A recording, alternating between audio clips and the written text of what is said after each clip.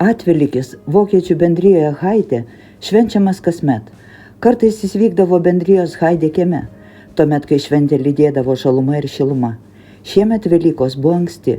Žemė niekaip neišsijudino iš šalčio gniaužtų, tad ir Atvelykis vyko Juknaičiuose, viduje, degant židiniui.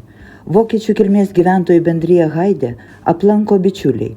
Jie atvyko ir šiemet.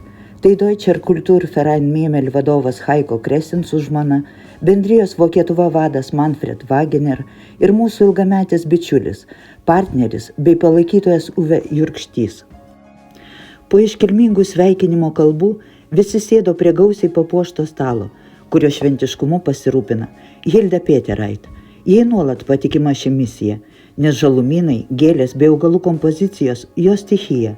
Ramučių bažnyčia taip pat puošiama Hildos gėlėmis bei augalais. Susirinko visi, išsiilgė ir nesimatė, ir Helmutas su Regina iš Žalgirių, ir energingoji kibirkščiuojanti Erika iš Ventės, Ingrida su mama iš Drevernos, Laimutė iš Kintų ir žinoma, Valterio Matulio vadovaujami choristai iš Haide, džiuginantis giesmėmis ir dainomis visų švenčių metu. Kaip velykinis surprizas atvyko ir choreografė Rita Kurpeikytė su keliomis kolektyvo Tantės narimis. O surprizas, nes maloniai sutiko prisijungti prie bendrijos Haide kultūrinio desanto, kuris rytprūsiečių susitikimuose Ankla mieste pristato tai, kas reprezentuoja mūsų Haidekruk regioną. Tad prie dainos prisijungs ir šokis. Tantės iš Haidekruk skamba neblogai, tiesa. Juolab, kad vadovė yra aukščiausio lygio profesionalė ir entuziastė, paruošusi daugybę kolektyvų Šilutėje. Ji mūsų krašto pasididžiavimas. Ir žinoma, šventės metu Rita kaip mat įtraukė visų šokiui, tad patrepsėjome bei pakėlėme savo organizmuose džiaugsmo hormonų lygį. Vaikai taip pat buvo įtraukti į žaidimus, kiaušinių ridenimą bei kovas.